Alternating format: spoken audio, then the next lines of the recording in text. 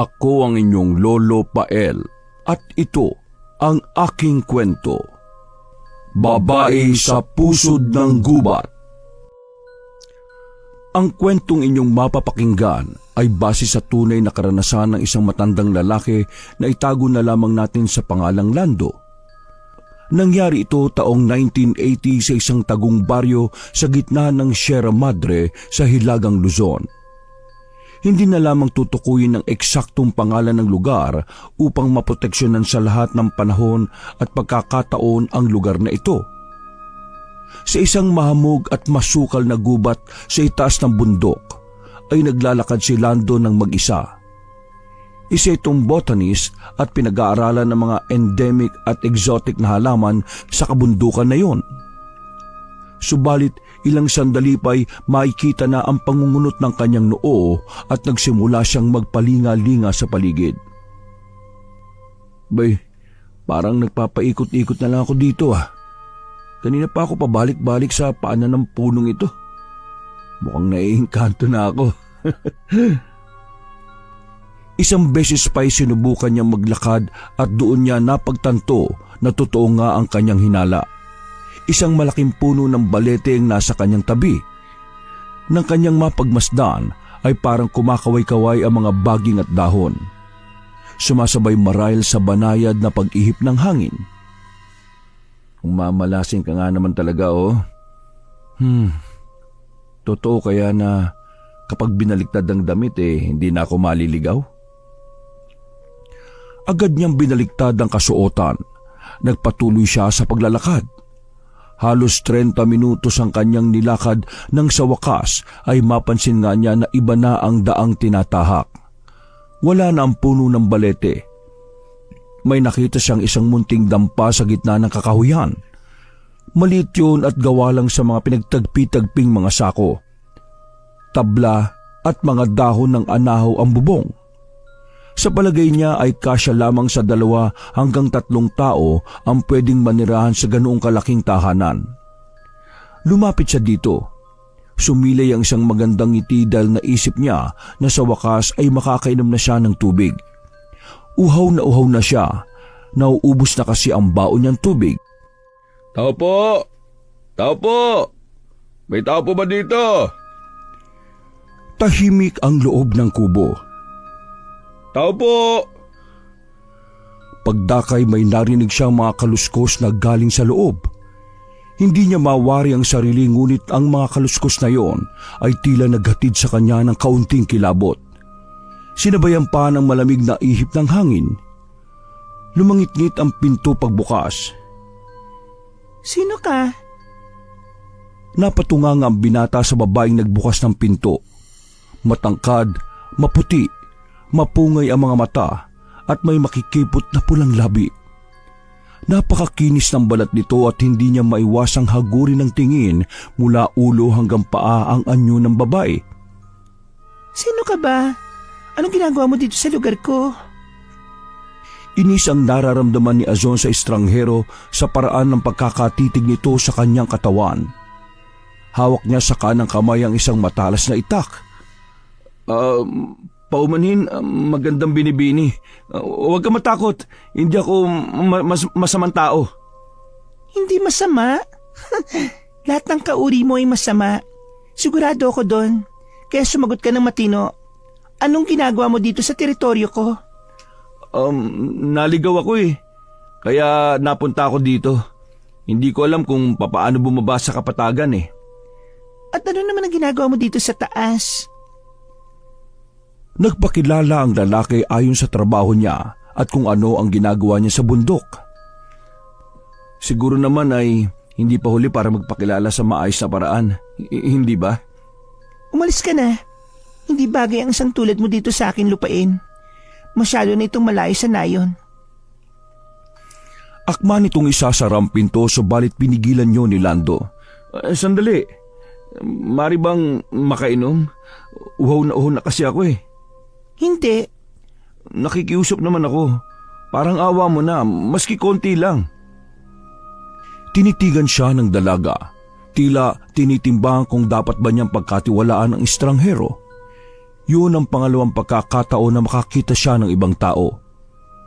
10 taon pa lang siya noon nang huli siyang makakita ng mga katulad nito. Habang tinitingnan niya ang kabuuan ng lalaking yon, ay unti-unting nanumbalik ang malinaw na alaala ng masalimuot na nakaraan. Lumaki sa lola ang batang si Azon. Sanggol pa lamang ito ay ang matanda na ang nag-alaga sa kanya. Namatay kasi sa panganganak ang kanyang ina. Hindi niya kilala kung sino ang kanyang ama. Dahil nang mabuntis ang nanay niya ay hindi ito pinanindigan ng lalaking nakabuntis. Isang kwento ng masaklap na kapalaran sa pag-ibig. Bagamat ganoon ang sitwasyon, ay tinanggap pa rin siya ng buong buo na matanda. Mahal niya ang nag-iisang anak kaya hinayaan niya na buhayin nito ang sanggol na nasa kanyang sinapupunan. 9 na buwan na pinunan ang nawalang pagkalinga. Inilagaan nilang mag-ina ang pinagbubuntis nito. Bagamat hindi nadala maski isang beses sa ospital ang babae para sa check-up, ay naging maayos naman ang kanyang pagbubuntis. Ngunit hindi inaasahan ng dalawa na ang pagsilang sa sanggol ay magdadala ng isang malaking problema. Matapos na maipanganak si Azon, ay namatay ang kanyang ina. Labis na nalungkot si Lola Marta.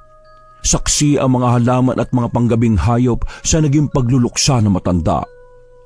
Malalakas na pagpalaho ng iyak ang maririnig sa pusod ng gubat.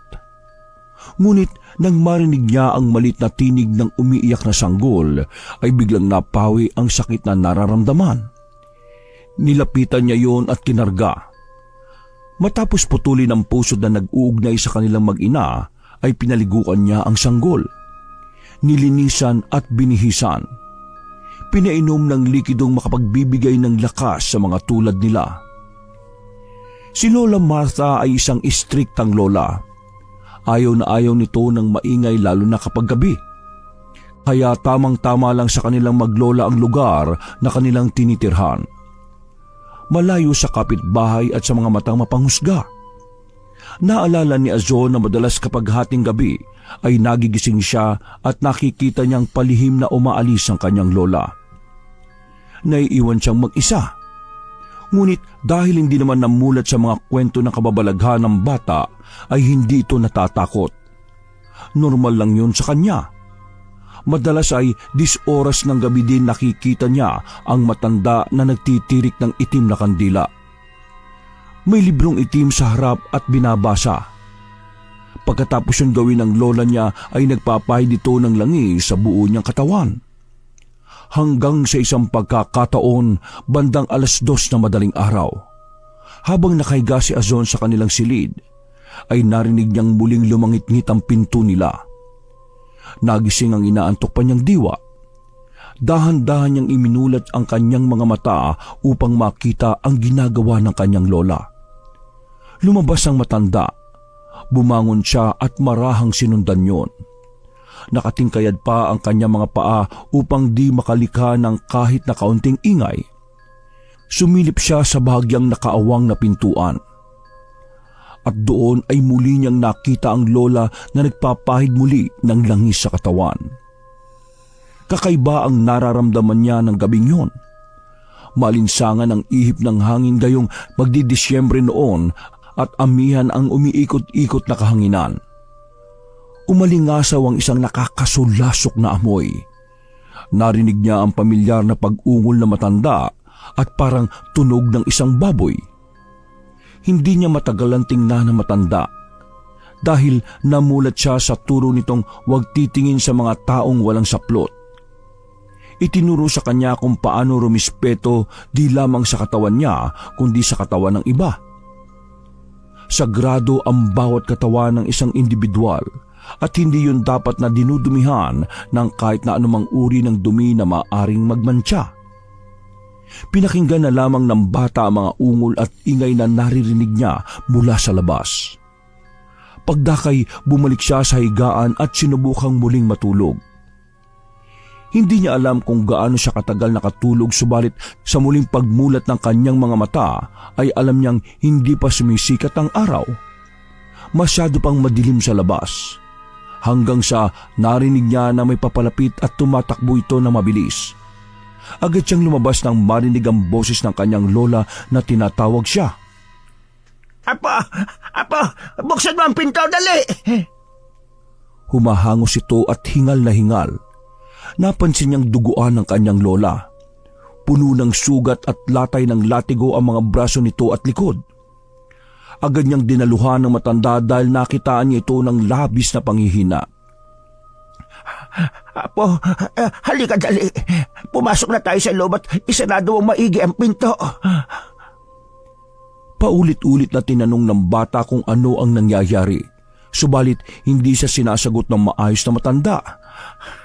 Makinig ka, Apo. Kailangan natin magtago. Kahit ano ang mangyari, ay huwag kang mag-iingay. Dali! Naguguluhan man, ay sinunod na lang ng bata ang kanyang lola. Mabilis itong kumilos at bawat sabi ng matanda ay agad siyang tumatalima. Binuksan ng lola ang isang sikretong taguan kung saan ay mayroong maliit na butas sa ilalim ng kanilang kubo. Ang butas na yon ay nagsisilbing isang maliit na tunnel na nagdurugtong sa bahay nila at sa kanilang bakuran malapit sa pinakamalaking puno. Kailangan mong mabuhay, Azon. Ipangako mo sa akin na hindi ka lalabas. Ipangako mo! Tumango ang bata. Yakap-yakap nito ang manikang basahan na ginawa pa sa kanya ng kanyang lola. Marungis yun subalit mahal na mahal ng bata. Kinakausap, kunwaring pinakakain at itinuturing niyang isang natatanging kaibigan. Narinig ng maglola ang ingay na nagmumula sa mga paparating na tao. Sumisigaw ang mga ito at tila galit na galit. Mahal na mahal kita, Apo. Tatandaan mo yan. Ang mga tao ay may daladalang mga sandata tulad ng matutulis na kahoy, itak, buntot pagi at iba pa. May mga bitbit din silang mga sulo na siyang gamit nilang ilaw upang makita ang daang dinaraanan, papunta sa pusod ng kagubatan. Nang makita nila ang maliit na kubo ay pinalibutan nila ito. Yan na siguro ang bahay ng aswang na inaabol natin. Sige, palibutan nyo! Kailangan nating mahuli ang perwisyong aswang na yan nang di na makapaghasik ng lagim sa baryo natin. Sinang-ayunan nito ng kanyang mga kasama. Maingay ang labas ng kubo. Tinakpan ni Azon ang kanyang mga tenga ng dalawa niyang kamay.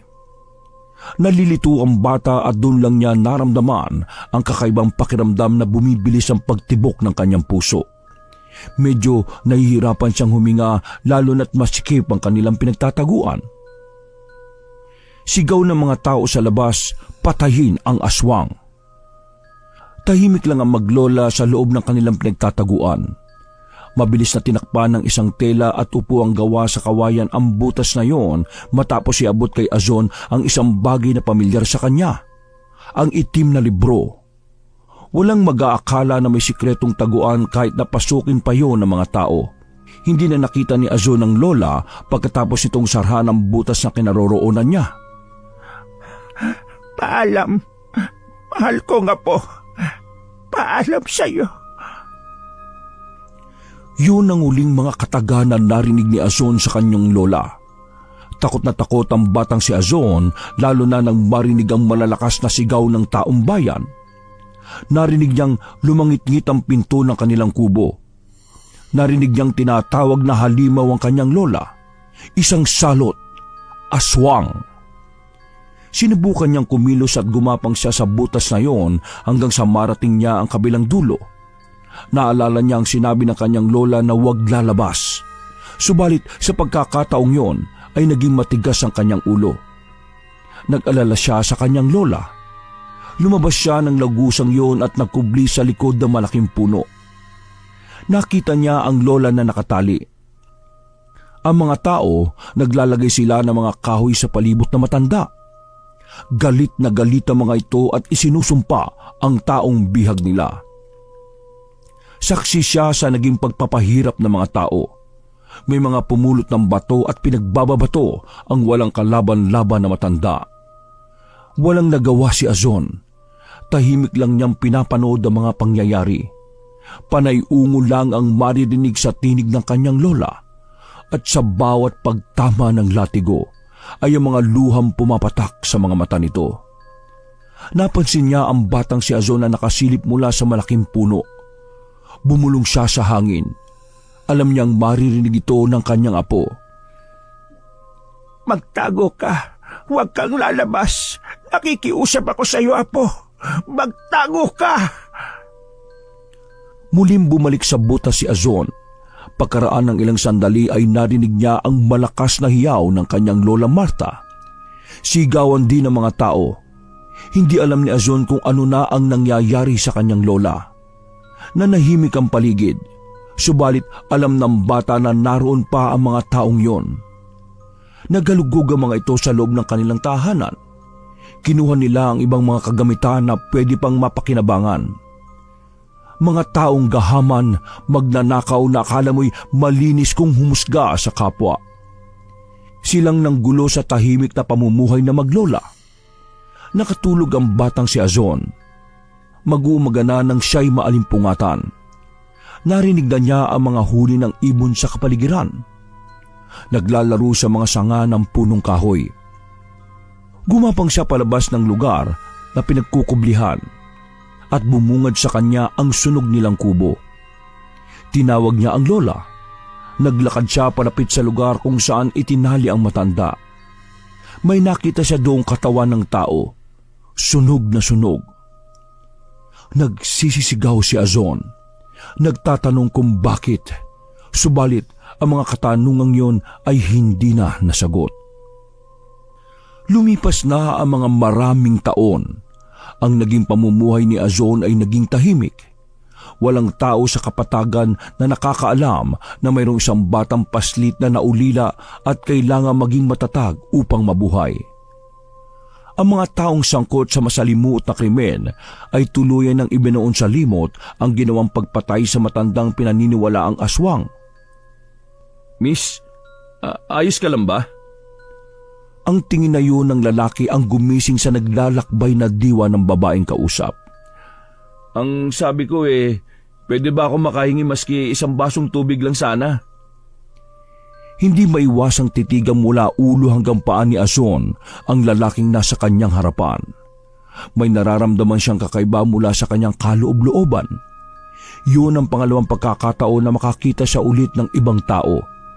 Hindi lang basta tao, dahil pakiramdam niya ay kaaya-aya ang itsura nito sa kanyang paningin. Isang gwapo at matinong lalaki ang nasa kanyang harapan.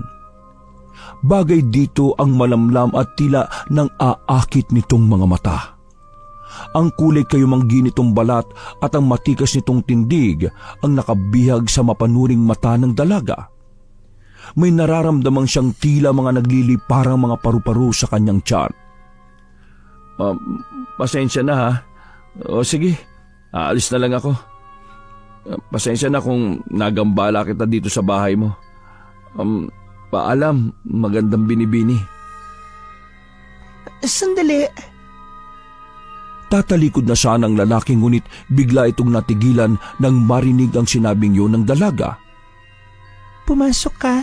Bibigyan kita ng tubig. Ibinukas ni Azon ang pinto at formal na inanyayahan sa loob ang lalaki. Maupo ka muna dito at ikukuha kita ng maiinom sa kusina.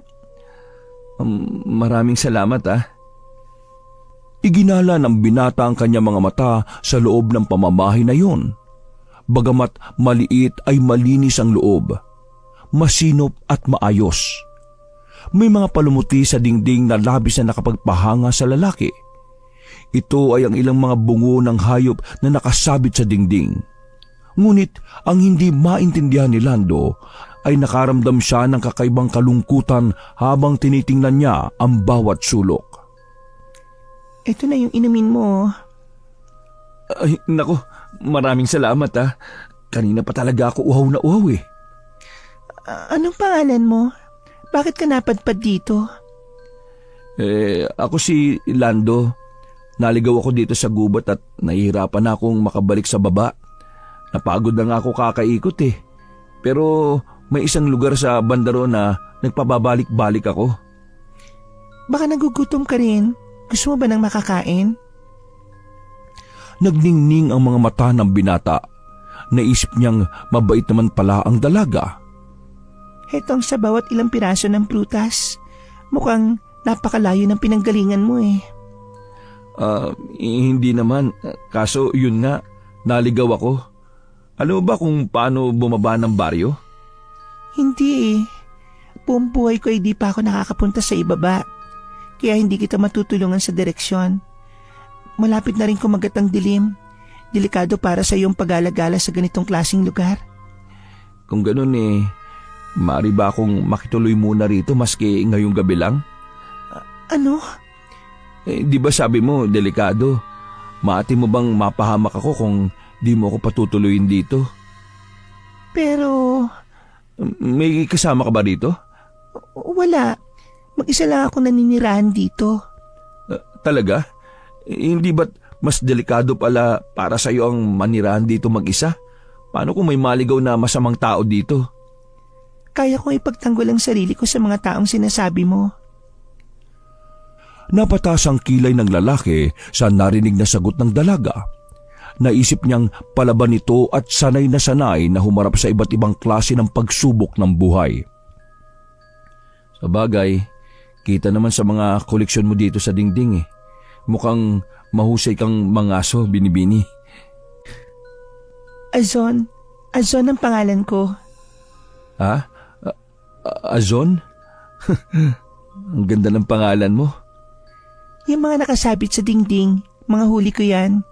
Hindi ka mabubuhay dito sa itaas kung di ka marunong mangaso. Napapabilib mo ko Nakita niyang ngumiti ng bahagya ang Binibini. Hindi malaman ni Azon kung bakit pakiramdam niya ay komportable siya sa pakikipag-usap sa estranghero.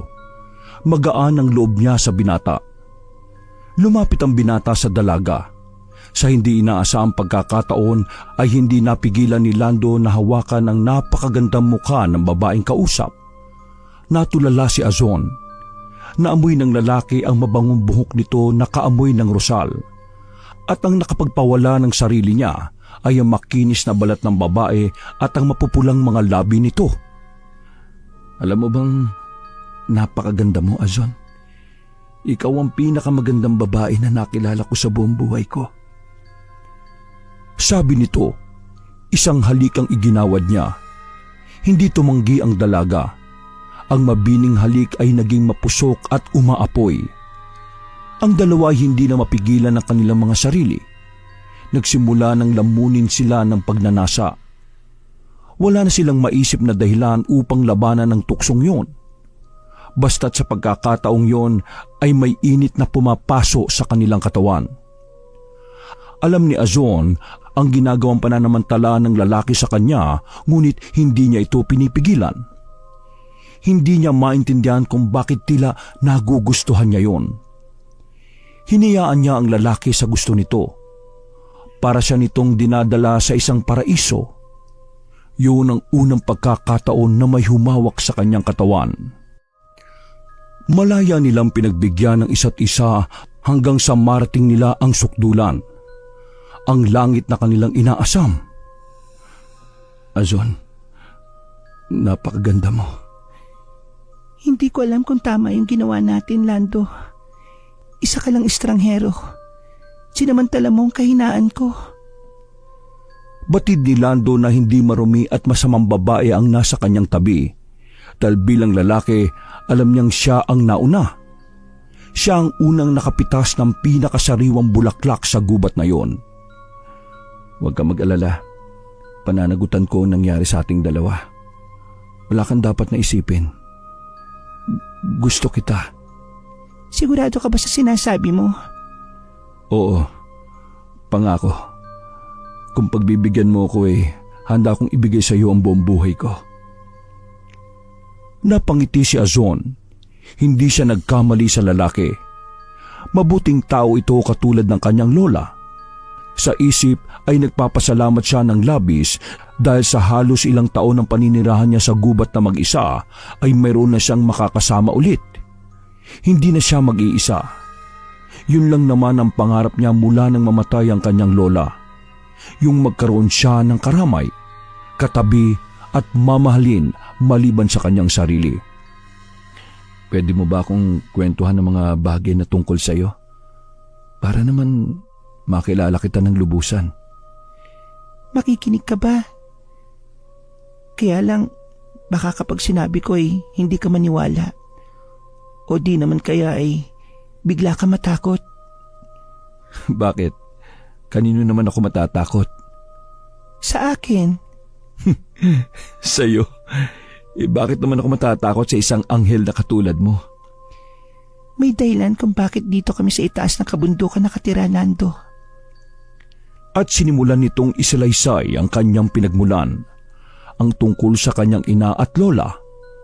Natulala si Lando sa mga katotohanang ipinahayag ng babae. Totoo ba talagang sinasabi nila sa lola mo? Hindi ko alam eh. Ano ba ang aswang? At saka, bakit sila galit na galit sa lola ko? Ipinaliwanag sa kanya ni Lando na mayroong iba't ibang uri ng aswang. Sabi nito ay may mga nilalang na kayang humigop ng lakas sa mga taong may sakit, lalo na yung mga may malubhang karamdaman. Mga taong mahina na ang kadalasan nilang nagiging biktima. Halos gabi-gabi nila itong babalik-balikan hanggang sa maubusan nito ng lakas at mamatay. Maaari din itong puntiryahin ng mga taong pagod o masama ang pakiramdam. Ang mga ganitong uri ng mga aswang ay tulad lang sa mga normal na tao. Kaya nilang makisalamuha sa iba, kaya ang iba ay makikitang nagtatrabaho kadalasan sa mga ospital o pagamutan kung saan maraming pasyente ang may sakit na pwede nitong biktimahin. Pero hindi naman lumalabas ang lola ko para magtrabaho sa mga pagamutan na yun eh. Malungkot ang mga mata ni Azon habang sinasabi yon kay Lando. Meron din mga aswang na kumakain ng bangkay ng tao. Sila naman yung minsan tumatambay sa mga libingan o di kaya na may sa mga lamay. Kaya nilang kainin ng bangkay at pinapalitan nila ng katawan ng saging ang katawan ng tao upang hindi mahalata ng mga kaanak na inatake na ng aswang ang binabantayan. Ang nakikita ng tao dun sa katawan ng saging tao rin. Ang mga tawag dun ay balbal. Mas lalong hindi ganoon ang lola ko. Mas gusto niya ang sariwa kaysa nabubulok na karni. Napatitig si Lando sa dalaga dahil sa sinabi nito. Meron din namang mga aswang na kumakain ng mga sariwang karne ng hayop o di naman kaya ay laman loob ng tao. Wala akong alam sa ginagawa ng lola ko. Basta ang alam ko, minahal niya ako, inalagaan at hindi ako pinabayaan. Hanggang sa huling hininga niya, Lando. Kapakanan ko pa rin ang inunan niya. Lumuha si Azon. Sa pagkakataong yun ay naramdaman niya sa kanyang puso ang labis na pangungulila sa kanyang lola. Muli siyang niyakap ni Lando. Naramdaman ng dalaga na unti-unting napuna ng presensya nito ang kawalan ng kanyang lola. Hindi agad umuwi si Lando. Nanatili pa siya doon ng halos 1 buwan. Masaya sila magkapiling na dalawa. Sinusulit ang bawat araw na pinagsaluhan ang simpleng pamumuhay. Wala nang hahanapin pang iba si Azon. Ang pananatili ni Lando doon ay ang pinakamasayang araw na naranasan niya. Ngunit ang lahat ay kailangang magtapos. Dahil alam nila sa isa't isa na magkaiba sila ng buhay na kinagisnan. Kailangang umuwi ni Lando dahil sa kanyang trabaho at pamilyang nag-aantay sa kanya sa kapatagan. Ayaw rin niyang mag-alala ang kanyang mga magulang at mga kapatid. Nagpaalam siya kay Azon. Ayaw mo talagang sumama sa akin? Hindi ko maaaring iwan ang bahay ko. Saka, hindi talaga ako sanay sa buhay sa nayon. Natatakot ako. Nandito naman ako eh. Hindi naman kita pababayaan. Akong bahala sa'yo. Pero paano kung tanungin ng mga kapamilya mo kung saan mo ko nakilala? Sasabihin mo ba sa kanila? Bakit naman hindi? Sasabihin mo ba sa kanila na ako yung apo ng aswang na napatay dito sa gubat? Hindi nakaimik si Lando. Sa isip ay may posibilidad nga na isa rin ng mga magulang niya o di kaya'y mga lolo niya ang kasama sa pagtugis ng aswang na yun noon. paano nga ba niya sasabihin sa mga ito na may apo palang naiwan ng matanda? Kung malaman nila, tsak napapatayin din nila ako. Ayokong maranasan ang ginawa nila kay Lola. Kaya, hayaan mo na ako dito. Sige. Kung di ko na mababago yung desisyon mo, wala na ako magagawa. Basta, mag-iingat ka doon ha. Ngayon pa lang nalulungkot na talaga ako sa paglisan ko dito. Hahanap-hanapin ko yung presensya mo, Azon. Ayos lang naman ako dito. At maaari ka din naman bumalik kahit kailan mo gusto. Oo, Azon. Babalik ako. Babalik ako, mahal ko. Babalikan kita pero sana sa susunod din maisama na kita. Magsasama tayong dalawa habang buhay. Hihintayin ko ang pagbabalik mo. Yon ang naging huling usapan ni Lando at Azon. Tuluyan ng namaalam ang binata. Sa bawat paghakbang nito'y tila bumibigat ang kalooban ng dalaga. Unti-unting lumalanda sa kanyang pisngi ang mga luha na mula sa kanyang mga mata. Yun ang luha ng masakit na pamamaalam. Wala siyang magawa kundi ang ihatid na lamang ng tanaw ang pinakamamahal na lalaki. Lumipas ang maraming araw.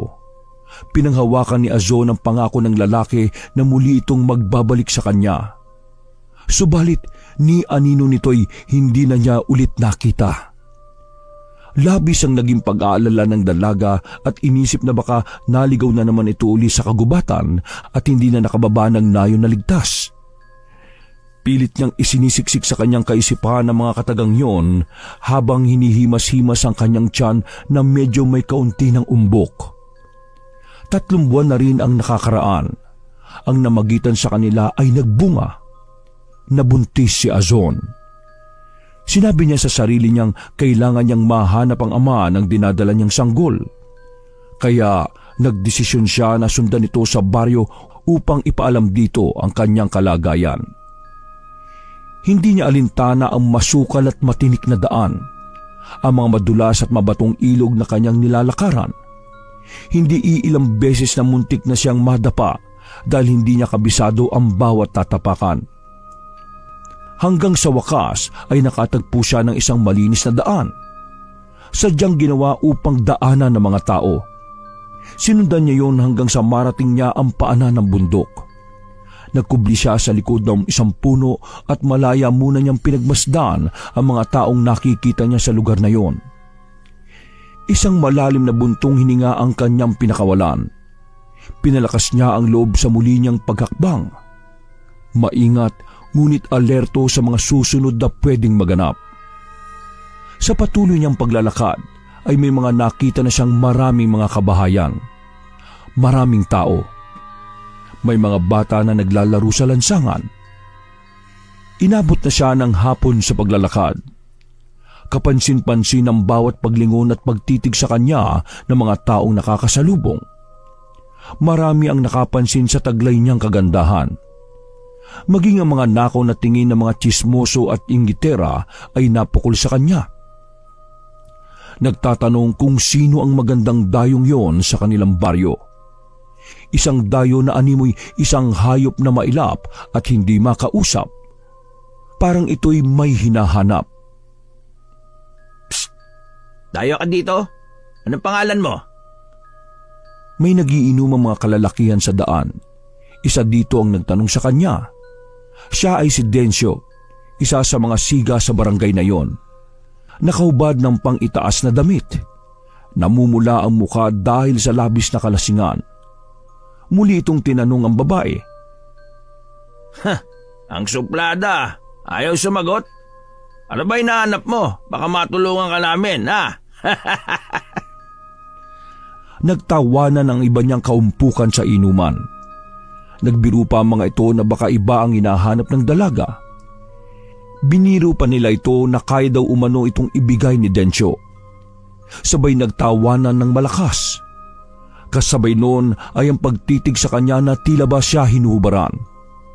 Hindi naging komportable ang dalaga sa ikinikilos na yon ng mga kalalakihan. Hindi na niya pinag-aksiyan pa na bigyan ng pansin ng mga lalaki at diretso siyang lumayo sa mga ito. Nagpatuloy siya sa paglalakad. Nakalayo na siya sa mga lalaking bastos na yon. Pero habang lumalayo siya, ay ibig nang maiyak ni Azon dahil sa realisasyong hindi niya alam kung saan niya hahanapin si Lando. Hindi niya sigurado kung saang sulok o kung doon nga ba sa lugar na yon ito nagtungo. Napakalaki ng lugar na yon at napakaraming tao. Samantala, maski na paghihinaan na ng loob ay ipinagpatuloy niya ang kanyang paglalakad hanggang sa napadpad siya sa isang simbahan. Maraming mga tao ang nakasuot ng mga magagarang kasuotan. Tila may kasiyahang nagaganap dahil kitang-kita ni Azon ang mga ngiti sa mga labi ng mga ito at ang paminsan-minsan nilang pagtatawanan. Lumapit siya sa mga ito at dahil dayo ay muling natuon ang atensyon ng lahat sa kanya. Subalit panandalian lamang yon dahil ang mga tao ay pumasok na sa loob. Akala ni Azon na isang malaking tahanan yon. Medyo nag-atubili pa siya sa pagpasok. Ngunit nang makita niyang tila hindi naman naging problema sa mga tao ang pagpasok at paglabas sa tahanan na yon, ay inihakbang niya ang mga paa papasok sa loob. Nakapwesto siya sa dulong bahagi. Umupo siya roon at nanood. Mayroong 2 tao sa harap ng altar. Natutuwa siya sa babaeng nakatalikod. Napakaganda kasi ng kasuotan nito na puting-puti. Kinagigiliwan niya ang belo na nakatakip sa ulo ng babae. Isa yung kasalan. 2 puso ang itinali mula sa salita ng Diyos. Silang mag-asawa na hindi kayang paghiwalayin ng sinuman maging ng kamatayan. Sa hirap at ginhawa. Hindi natinag ang kanyang mga mata nang mapansing tila kilala niya ang lalaking nakatalikod. Ang mga ngiti sa labi ni Azon ay biglang naglaho. Kilala niya ang lalaking ikinakasal. Maski nakatalikod dito, alam niyang si Lando yon. Nakita niyang hinalikan nito ang babaeng nakasuot ng puting kasuotan. Bagya pa siyang nagulat nang biglang nagpalakpakan ng mga tao sa loob ng simbahan. Makikita sa kanila ang labis na kasiyahan sa katatapos lang na kasal. Ngunit hindi kayang magsayahan ni Azon. Hinihimas niya ang kanyang tiyan at parang nakakaramdam siya ng hindi maganda. Tila nagdaramdam ang sanggol sa kanyang sinapupunan. Sumasakit yon kasabay ng pagdurugo ng kanyang puso. Tila pinagpira-piraso ang kanyang puso habang pinagmamasda ng paghalik ni Lando sa babae. Yon ang halik na inakala niyang para lang sa kanya. Lahat ng kasiyahan na nasa kanyang puso ay biglang naglaho at ang pag-ibig ay biglang napalitan ng puot. Binigo siya ng lalaking minamahal, pinaasa at sinaktan. Akala niya babalikan siya ni Lando ngunit huwad lamang pala ang ibinigay nitong pagmamahal. Kumawala ang luha sa kanyang mga mata, mga luha ng sakit dulot ng pagkabigo sa unang pag-ibig. Sa pagdaan ng bagong kasal ay napasulyap sa kanya si Lando. Ngunit blankong mukha lamang ang isinukli ng lalaki. Parang hindi niya nakilala ang dalaga. Isang tingin lang yun at hindi na ulit ito muling lumingon. Lando! Malakas na tawag ni Azon. Ngunit hindi siya pinansin ni Lando. Diretso lang itong naglakad kasama ang kanyang asawa. Isang babae ang lumapit kay Azon at nagtanong kung sino ang tinatawag nitong Lando. Itinuro ni Azon ang lalaki subalit labis niyang ikinagimbal nang malaman nitong huwad din ang pangalang ibinigay nito sa kanya. Ang totoo nitong pangalan ay Anton.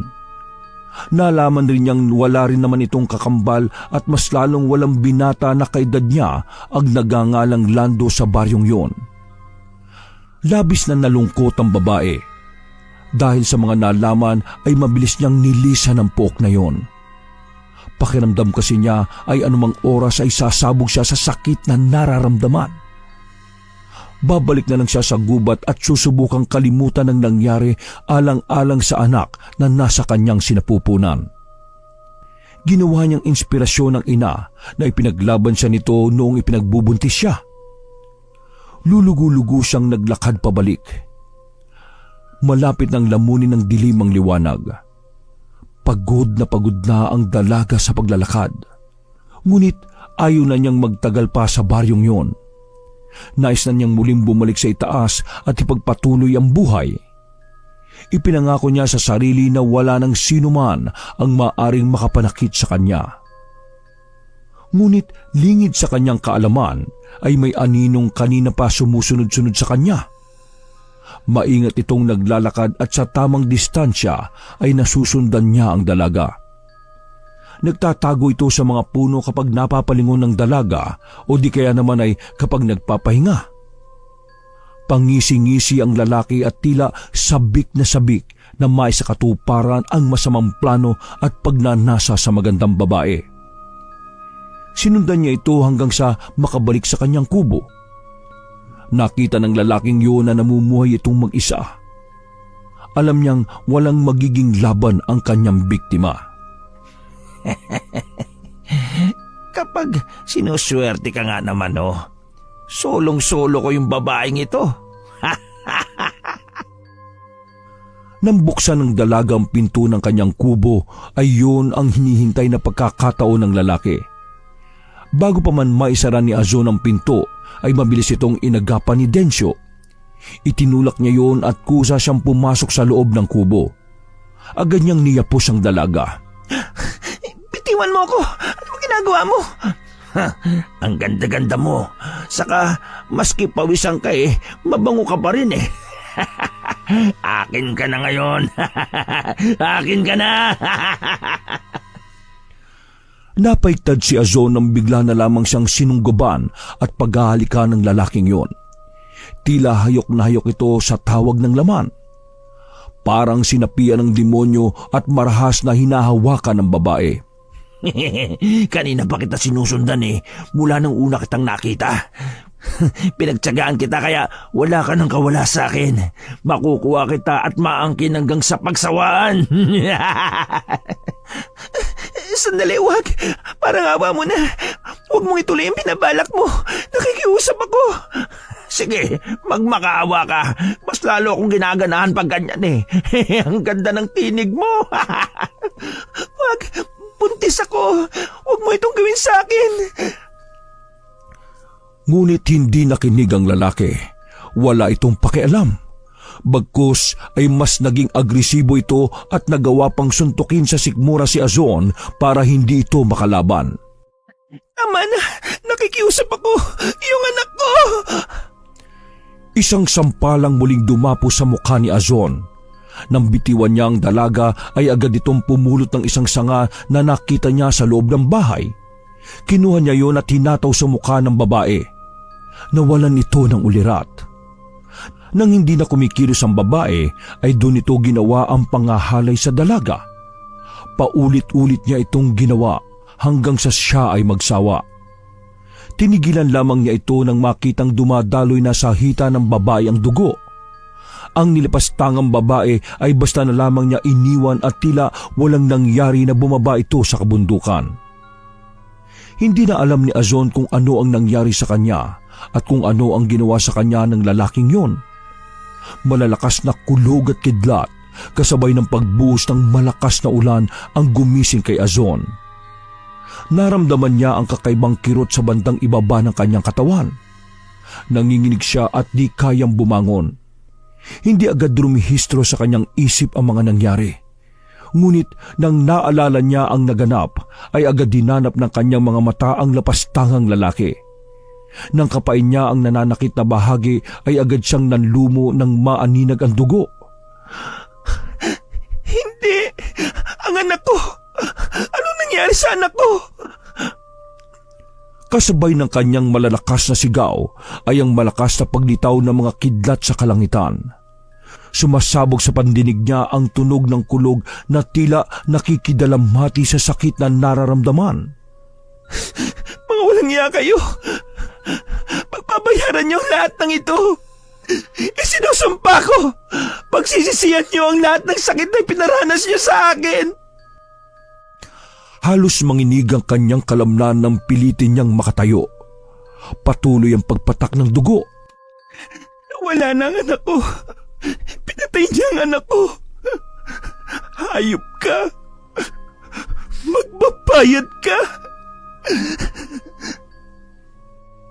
Nang muli siyang matumba ay pagapang siyang lumapit mula sa kinaroroonan hanggang sa higaan kung saan nakatago sa ilalim ng papag ang isang maliit na baul. Panahon na para pagbayaran niyo ang inyong mga kasalanan. Hindi niyo alam kung sino ang kinalaban niyo.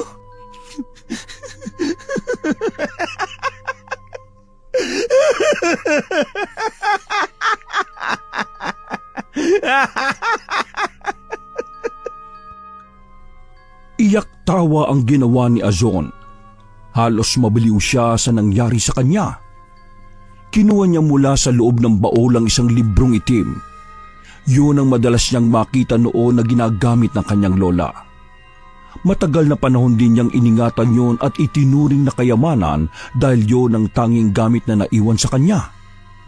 Sinimulan niyang basahin yon ayon na rin sa itinuro ng kanyang lola noon. Pinag-aralan niya ang mga nakasulat doong mga salita. Tuwing gabi ay makikita siyang nagtitirik ng mga kandilang itim at habang binabasa ang libro. Natutunan din niya mula dito kung paano ang paggawa ng pusyon o langis na siya niyang ipapahid pagkatapos niyang magdasal. Sa tuwing bumibilog ang buwan ay tila nararamdaman niya ang kakaibang lakas. Ang pandinig niya ay tila mas lalong tumatalas. Nakakakita rin siya maski sa dilim at ang pagkilos niya ay may kakaibang bilis. Nang handa na siya at alam niyang sapat na ang lakas at mga natutunan niya galing sa libro ay nagdesisyon siyang lumabas. Kabilugan ng buwan, tahimik na tahimik ang gabi. Natatakam siya sa sariwang karne. Mabilis ang mga hakbang ng nilalang na nagkukubli sa mga anino ng mga puno.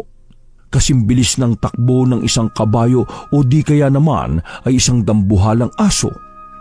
Maririnig ng gabing yun ang mga dahong natatapakan niya. Malalim na ang gabi. Nagkukubli siya sa itaas ng malabay na puno nang marating ang ibaba.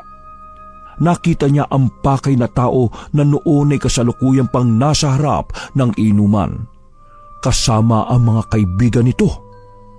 Naghintay siya ng tamang pagkakataon para sa pagsugod. Ni hindi siya nakaramdam ng kahit na konting pagkainip. Naglalaway na ang kanyang bibig.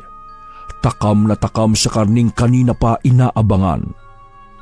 Oh, mga pare. Ano? Ayaw na. Bukas ulit ha.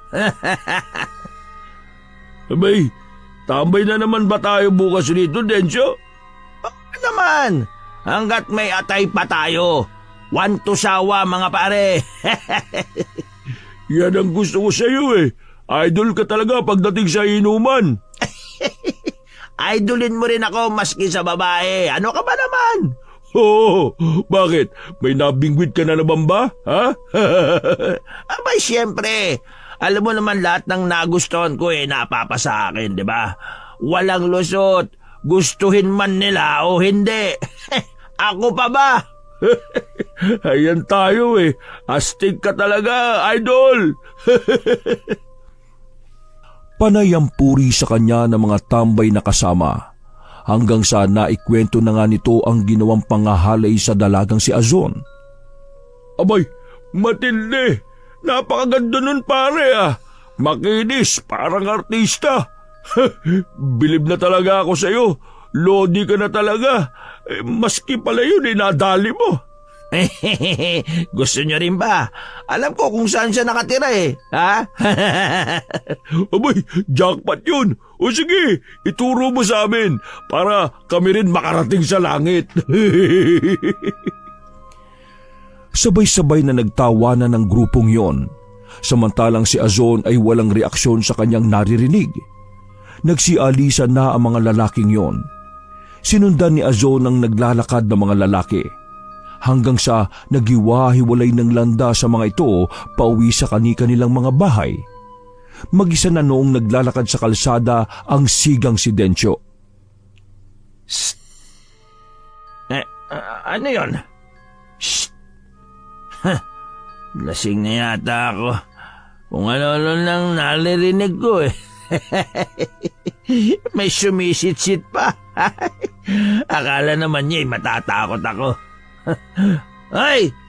Kung sino ka mang hayop ka, lumabas ka at harapin mo ako. Shh!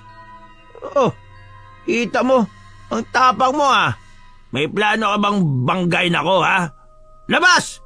Maglaban tayo, duwag! Tumahimik si Azon. Wala ka pala eh. Hanggang sit-sit ka lang eh.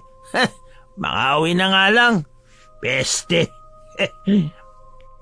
Hindi nagtagal ay lumabas si Azon sa pinagtataguan niya. Sinakto niya ang lugar na medyo malayo na ang pagitan ng mga bahay. Pumwesto siya sa harap ni Densyo. Ipinakita niya ang kanyang magandang anyo.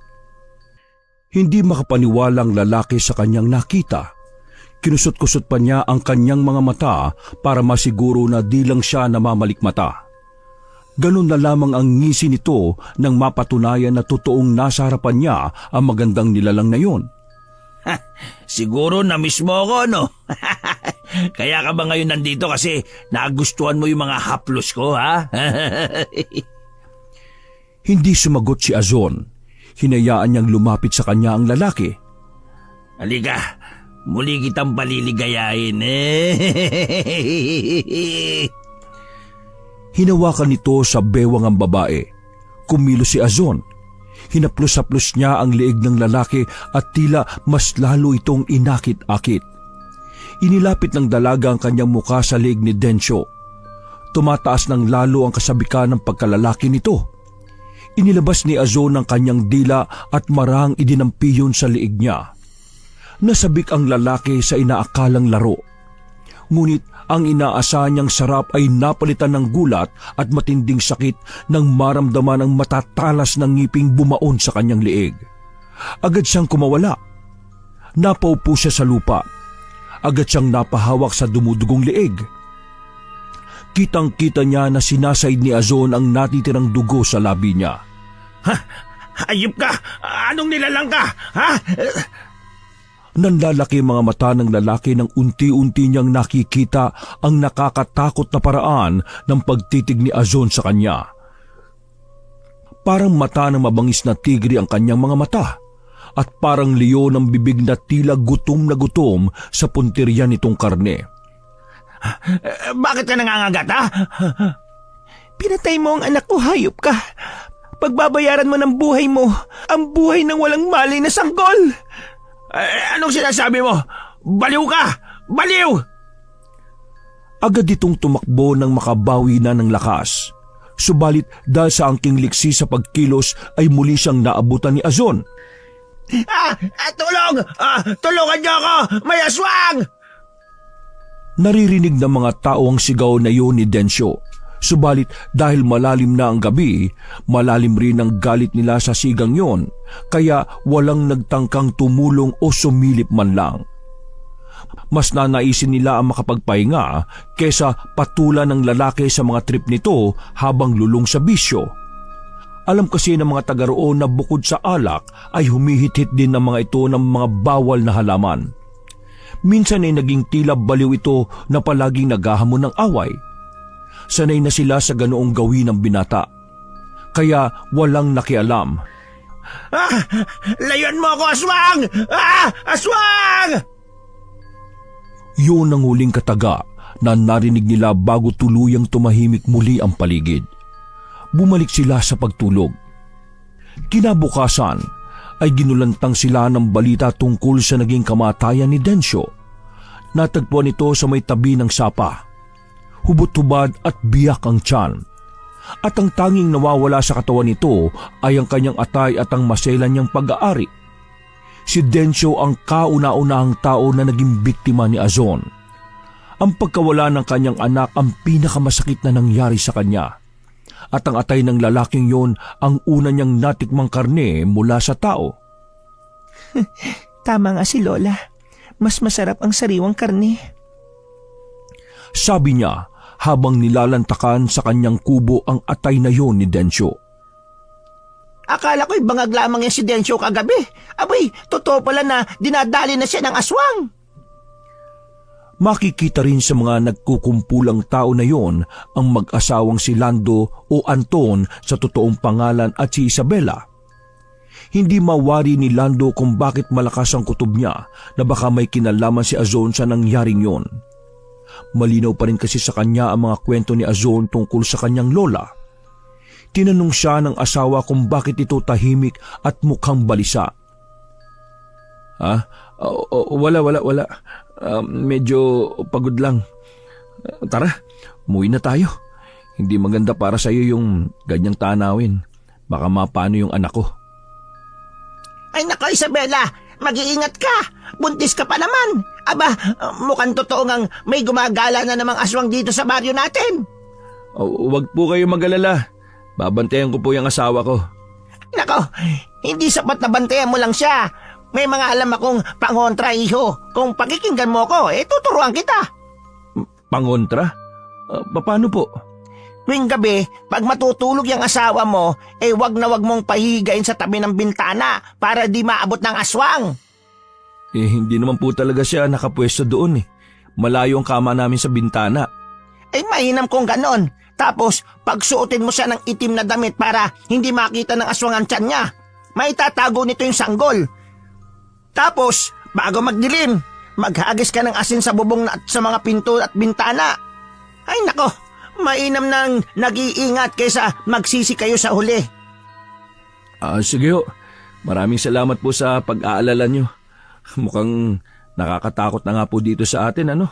Ay, oo, kaya ingatan mo itong mag-ina mo. Sayang ang magandang lahi. Nambobola na naman ho kayo eh. Ay sige ho, uwi na ho kami. Tumawag na po ba ng pulis para maimbestigahan niyang pagpatay kay Densyo? Naka, wala pa nga eh. Ganun ho ba? Ano po bang sabi ni Kapitan? Baka pwede rin ho sigurong maglagay na rin ng mga tanod sa gabi para magbantay. Doon sana sa may malapit sa bahay. Bakit doon mo gusto magbantay ang mga tanod, iho? Para may libreng gwardiya na rin ho kami kung kasakali. Kung sa bagay, maganda nga yan. Sige, umuwi na kayo. Masama sa buntis ang magbantay sa batay. Samantala, sa pusod ng gubat ay panay naman ang tawa ni Azon habang inaalala kung paano nawala ang kasigaan ni Densyo sa kanyang mga kamay. Nasa isip pa rin niya ang itsura nito nang tuluyang mawalan ng lakas ang tuhod dahil sa takot sa kanya. Hayop na yon. Napakalakas tumili. Dinaig pa ang babae. Panay ang pang-iinsulto nito sa lalaki. Pilit niyang isinisiksik sa kanyang utak na masaya siya sa nagawang paghihiganti. Tama lang sa kanya yon. Dahil pinatay niya ang anak ko. Wala siyang awa. Masahol pa siya sa hayop. Ang mga tulad niya ay walang puwang dito sa mundo. Kaya tama lang ang ginawa ko. Wala akong dapat na pagsisihan. Ang mga tao sa baryong yon ay kumbinsidong aswang nga ang may kagagawan noon kay Densyo.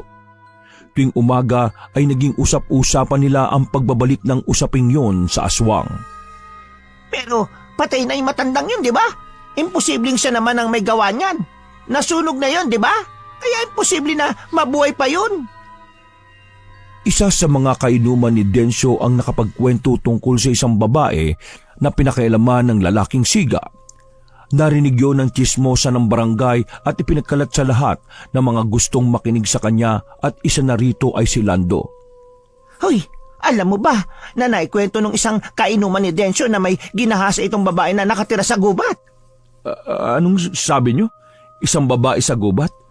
Paano naman sila nakakasiguro doon sa kwentong yon? Ay nako, hindi ko nga alam kung totoo kasi alam mo naman yung mga siga na yan, di ba? Magagaling gumawa ng kwento. Pero alam mo, sabi daw ni Densyo alam niya kung saan matatagpuan yung bahay ng babaeng yun. Inaya pa nga daw sila na balikan kaya lang di na nga natuloy kasi namatay na nga si Densyo. Nako, totoo talaga ang karma sa mga taong gumagawa na masama. Kinabahan si Lando sa narinig. Alam niya sa sarili niya na posible nga ang kwentong yon, lalo na't alam niyang bumaba si Azon marahil ay para hanapin siya nito. Naalala niya ang naging pangako sa dalaga pero hindi na nga yun natupad. Nang pagbaba niya sa bundok ay isang sorpresa ang sumalubong sa kanya. Ang kanyang nobya ay umuwi sa kanilang bahay. Malaki na ang tiyan nito. Doon lang niya nalaman na buntis pala ito nang iniwan niya sa lungsod.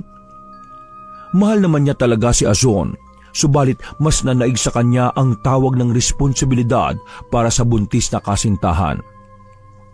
At tuluyan niyang nakalimutan ng babaeng pinangakuan niya ng muli niyang pagbabalik. Baka nagiganti yung babae, ano? Nagkataon na aswang pala. Kawawang lalaki. Kumbinsido ang mga tao na isang ang aswang ang may kagagawa ng pagpatay na yon. Kaya naman, wala nang nangangahas na magpaabot ng dilim sa lansangan at sinisiguradong lahat ng mga pinto at bintana nakapinid ng maayos. Ang mga bawang at asin ay nakahanda rin upang pangalagaan kung sakali mang sumalakay ang aswang. Ngunit lumipas ang araw ay hindi na muling naulit ang trahedyang yon. Kahit rumonda ang mga tanod tuwing gabi ay wala naman silang makitang kakaiba na maghahatid ng takot sa mga tao. Tahimik naman ang gabing nagdaan. Unti-unting nawala ang takot. Unti-unti ring ibinaon sa limot ang nangyari kay Densyo. May ilan pang ang tao na nagsabing marahil ay tama lang ang pagkamatay ng lalaki dahil ang ibig sabihin noon ay hindi na sila magagambala ng malakas na paghahamon nito ng away sa kalsada. Hindi na sila mangangamba sa hatid nitong kapahamakan. Kapayapaan at katahimikan ang naging kapalit ng pagkawala ng lalaki.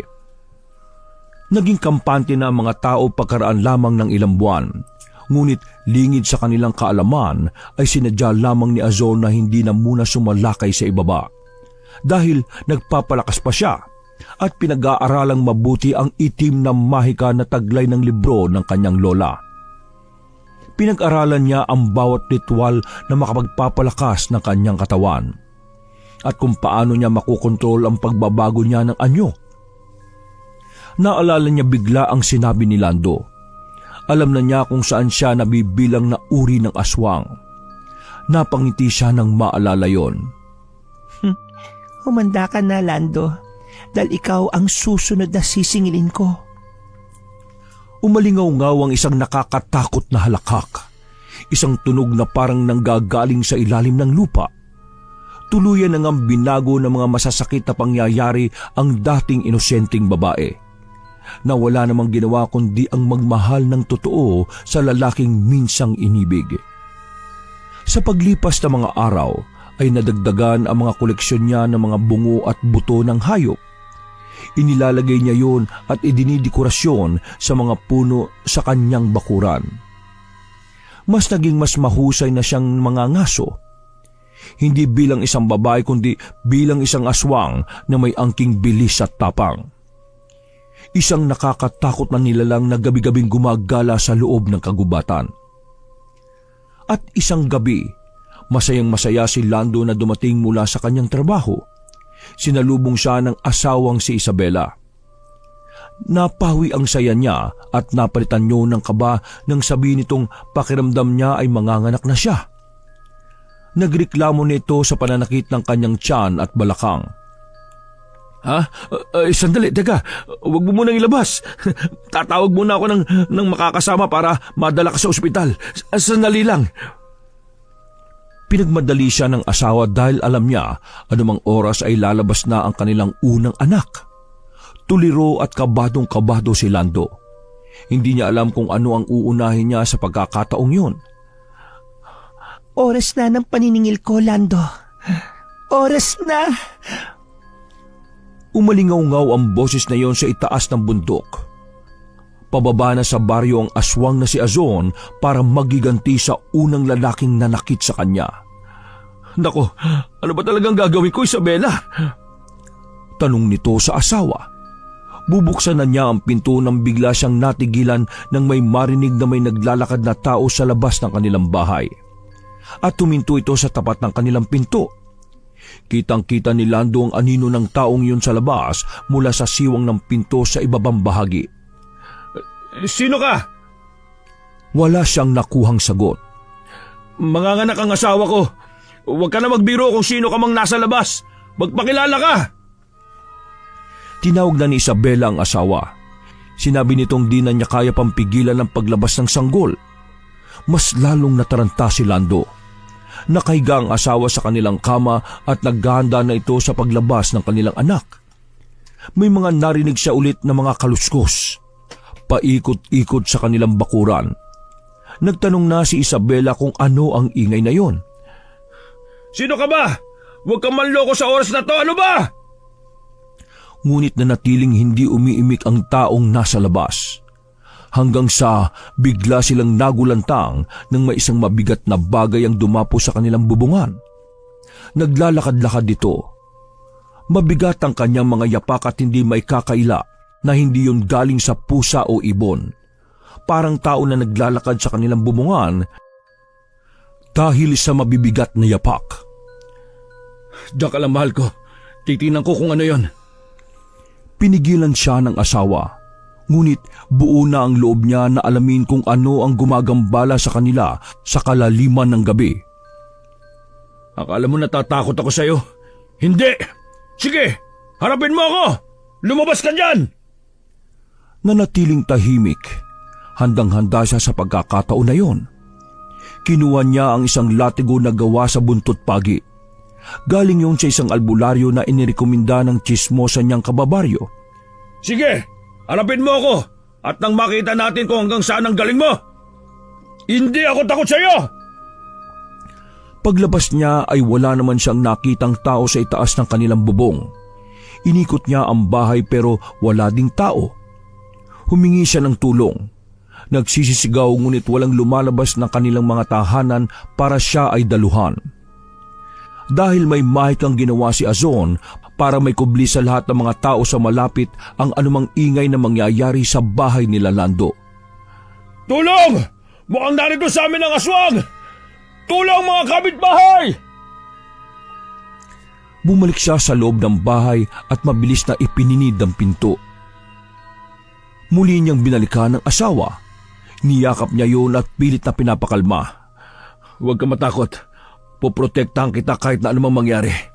Hindi ko kayo hahayaang masaktan. Natakot si Isabela nang mapagtanto nila na sinasalakay na sila ng kinatatakutang aswang. Sinabi niya sa asawa na tumawag ng tulong o di kaya ng mga tanod upang tulungan sila. Nung una ay hindi niya makumbinsi ang asawa. Subalit nang umiyak na si Isabela ay doon tila nahimasmasan ng lalaki. Pagtayo niya ay siya namang narinig nila ang malakas sa pagkalampag ng aswang sa kanilang bubong na gawa sa yero. Para na itong magigiba at anumang oras ay kayang-kaya na nitong makapasok sa loob ng bahay. Sige, subukan mo pumasok. Pero kung may balak kang patayin ako, siguraduhin mo lang na mapapatay mo kung hayop ka. Kilala kita! Kilalang kilala kita! Tumigil ang pagkalampag ng bubong. Nakatingin si Isabela sa kanyang asawa. Tila nagtataka ito sa sinabi niya na kilala niya ang aswang na umatake sa kanila. Muling lumabas si Lando para tingnan ang nilalang na yon sa itaas ng kanilang bubong. Ngunit hindi pa rin yun nagpapakita sa itaas. Azon!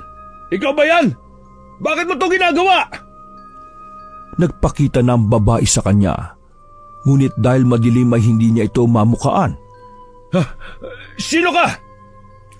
Pilit niyang inaaninag ang papalapit na babae.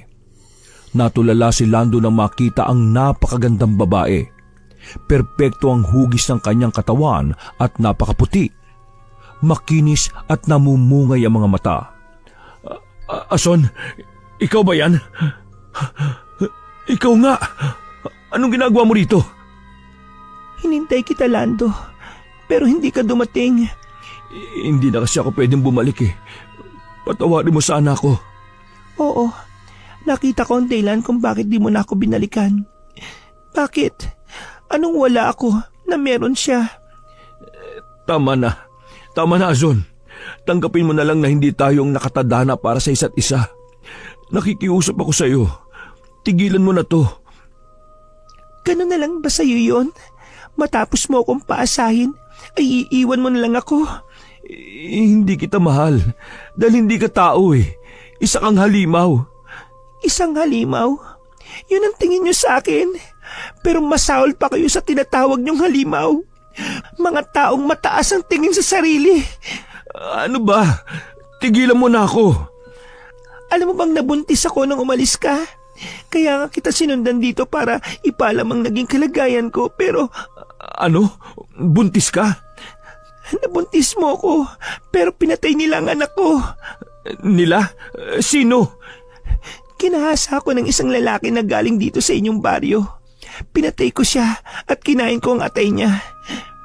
Masarap yun, Lando. Kaya gusto ko ring angkinin ang puso mo. Gusto kong malasahan kung gaano yan kasarap. Ikaw ang pumatay kay Densyo? Hindi ka ganyan, Azon. Huwag mong hayaang kainin ka ng galit. Mabait ka at mapagmahal na tao. Tao ka at hindi halimaw. Sinungaling! Kanina lang kasasabi mong halimaw ako. Kaya hindi mo ako binalikan. Paano kita paniniwalaan kung wad din naman ang iyong pangalan? Anton? Hindi ko sinasadya na lokohin ka. Pangalan lang naman yun eh. Yung namagitan sa atin, totoo yun. Nagkukunwari lang ako na hindi kita mahal. Manloloko ka nga. Handa ka na bang mamatay? Ikaw ang pagbabayarin ko sa pagkamatay ng anak natin. Unti-unti ay nasaksiyan ni Lando ang pagbabago ng anyo ni Azon. Umalingasaw ang isang napakabahong amoy. Ang magandang dalaga ay tinubuan ng makapal na balahibong kulay itim. Namula ang kanyang mga mata. Naging isang dambuhalang aso ang babaeng minsan niyang inibig. Kinatatakutan ng lalaki ang mahaba nitong pangil at matatalas na kuko. Isa kang aswang! Mabilis nitong dinamba ang natulalang lalaki. Napaiga ito sa lupa. Ngunit nang akma na niya itong kakagatin, ay umalingaw-ngaw sa paligid ang tili ng isang babae at ang pagpalaho ng iyak ng isang sanggol. Kitang-kita ni Lando ang pagngisi ng asawa. Azon, wag! Nakikiusap ako! Ako na lang! Ako na lang, wag ang mag-ina ko! Kinagat nito sa braso si Lando at mabilis na inihagis sa kung saan. Nawala ng malay ang lalaki sa ginawang yun ng aswang. Hindi na alam ni Lando ang nangyari pagkatapos noon. Ngunit si Azon, nang marinig niya ang iyak ng sanggol, ay naamoy ang halimuyak ng bagong dugo at natakam siya dito. Bukas ang pinto. Pinasok niya ang loob ng tahanang yon. Nakita niyang wala ding malay ang babaeng nakahiga sa kama at duguan. Iyak ng iyak ang sanggol na lalaki. Kinuha niya yon at nilinis niya ng kanyang dila mga dugo na nakabalot sa sanggol. Siya naman paggising ni Isabela. Nakiusap ito sa nilalang na yon na may hawak ng kanyang anak. Subalit imbis na pakinggan siya, ay kinigat niya ito sa liig na agad niyang ikinamatay. Mabilis na tumakas si Azon bit-bit ang sanggol. Nagpalipat-lipat siya sa mga kahoy at nagkukubli rin sa mga dawag at damo upang walang makapansin sa kanyang pagbabalat kayo. Kinabukasan na magkaroon ng ulirat si Lando, napalilibutan siya ng mga taga-baryo. Masakit ang sugat niya sa braso, subalit hindi niya ininda yun lalo na nang maisip niya ang kalagayan ng kanyang mag-ina. May nakita na siyang ambulansya at sasakyan ng punerarya sa tapat ng bahay nila. Inilalabas mula sa kanilang bahay ang isang itim at mahabang bag. Sandali! Anong nangyari? Litong-lito si Lando habang palipat-lipat ng tingin sa mga tao. Patay na ang asawa mo! Hindi! Isabela! Anong nangyari sa kanya? May nakitang kagat sa kanyang leeg. Ano ba nangyari dito kagabi? Aswang! Inatake kami ng aswang! Sagot ni Lando. Nang mailibing ang asawa niya ay nagkasundo ang mga tao na tuntunin kung saan nakatira si Azon. Naganda sila ng mga sandata, mga matutulis na sanga, itak, buntod pagi at iba pang pangontra sa aswang. Parang nauulit ang nakaraan. Papunta na ang mga galit na tao sa tahanan ng aswang. Pinungunahan ito ni Lando. Buo ang loob nito na mabawi kahit man lang ang bangkay ng anak. Hindi niya mapapatawad si Azon sa pagsira ng kanyang pamilya. Isinumpa nitong ipaghihiganti niya ang naging pagkamatay ng pinakamamahal niyang asawa. Mabilis ang naging pagkilos nila. Ilang sandali pa ay natagpuan nila ang isang lumang kubo sa gitna ng kagubatan. Nagulat ang mga matatanda na sumama sapagkat sumariwa sa kanilang alaala ang nakaraan. Tinanong nila kung doon nga ba talaga ang bahay. Opo, ito ang bahay ni Azon. Ikinuwento ng mga ito kay Lando na napatay na nila ang aswang na naninirahan doon. Apo niya si Azon. Ikinuwento niya sa akin ang tungkol sa pagpatay niyo sa kanyang lola, ang pagsunog niyo sa kanilang kubo at ang paglimas niyo ng kanilang mga ari-arian. Natahimik ang lahat sa sinabing yun ni Lando. Azon! Lumabas ka dyan! Ibalik mo ang anak ko! Papatay kitang aswang ka! Isinusumpa ko! Pinasok nila ang kubo ngunit hindi nila nakita doon ang babae. Ang nakita lamang nila ay ang mga mababahong bulok at inuuod na karne ng mga hayop na nakalatag sa mesa. Naghalugog sila sa pagbabakas sakali na matagpuan ang labi ng kanyang anak. Subalit sawi sila. Hindi nila natagpuan ang mga hinahanap. Ibalik mo ang anak ko! Aso, nakikiusap ako sa iyo, parang awa mo na! Sigaw ng lalaki. Nagbabaka sakali na marinig yun ni Azon. Laylay ang kanilang mga balikat na bumalik ng baryo. Lumipas pa ang maraming taon. Matanda na rin si Lando.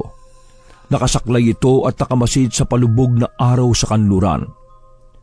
Muli ay isang araw na naman ang nakalipas at isang araw na naman ang nadagdag sa kanyang pangungulila sa minamahal na anak.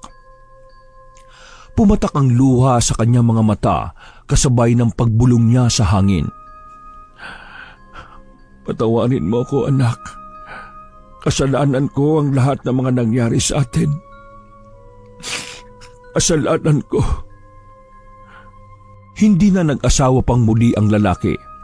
Hinihintay na lamang niya ang pagtaklob ng dilim sa kanyang buhay. Pinarusahan niya ang sarili at labis na nagsisi sa mga maling nagawa. Kung sana ay hindi niya pinakialaman ang puso ni Azon. Hindi niya sana ito pinaasa sa salitang pagmamahal. Siguro ay tahimik at masaya silang magkakasama ng kanyang asawang si Isabela at ng kanilang anak. Mula nang tinangay ni Azon ng anak, ay pinili niyang magpatayo ng maliit na kubo sa paanan ng bundok. Sa paraang yun ay nararamdaman niya na malapit lamang sa kanya ang anak. Habang tinitingnan niya ang mga damo, ay nagulat siya nang may makitang tila may gumagalaw sa mga ito. Kinuha niya ang saklay at lumapit pa ng bagya sa may pinto. Inobserbahan niya ang pagkilos na yon. Kung mabangis na hayop yon, ay nais na rin niyang atakihin siya noon para matapos na ang kanyang paghihirap. Dahil pagod na rin siyang maghintay. Hindi niya alam kung makikita pa niya ulit ang anak. Ang sakit pala talaga gumasa sa wala. Patawarin mo rin sana ako, Azon. Sabi nito, sabay pahid ng kanyang mga luha. At sa muli niyang pagmulat ay nakita niya sa kanyang harapan ang isang pares ng tao. Isang matandang babae na may kasamang isang lalaki na sa palagay niya ay nasa 25 hanggang 30 anyos na. Ipinikit-pikit niya ang kanyang mga mata dahil hindi niya sigurado kung talagang totoo ang kanyang nakikita. Azon, ikaw na ba yan? Siya bang... Ngunit hindi siya sinagot ng matandang babae. Bagkus ay nakita niyang niyakap yon ng kasama niyang lalaki at umalis din sila kaagad. Hindi nila kinibo si Lando. Sa gubat, habang naglalakad ang dalawang nilalang na yon, ay panay ang pasasalamat ng lalaki sa babaeng kasama. Tinatawag niya yung ina. Labis ang naging pasasalamat nito dahil nabuo na daw ang kanyang pagkatao. Masaya siya na makilala ang kanyang tunay na ama. Ngunit lingid sa kanyang kaalaman ay hindi niya tunay na ina si Azon. Ibang kwento ang palagi nitong sinasabi sa anak. Siya ang tunay na ina at si Lando ang tunay niyang ama. Ang pag-iibigan nila ay hindi pinapayagan dahil pinaniwala niyang iba silang mga nilalang. At ang mga tao ay kanila lamang pagkain at hindi kauri. Ang hindi alam ng mga tao sa baryo, sa matagal na pananahimik ng kinatatakutang aswang ay mas may matinding dilubyo na inihahanda ang mag-ina. Dahil naturuan na ni Azon ang anak na mamuhi sa mga tao at ituring lamang silang mga mabababang uri ng hayop. Tinuruan niya ito ng itim na mahika at balang araw sa tamang panahon ay ipapamana niya ang natatangi niyang yaman dito. At niyakap niya ang itim na libro. Ang kanyang naging sandalan at naging kakampi nung mga oras na nalasap niya ang kanyang mga kabiguan.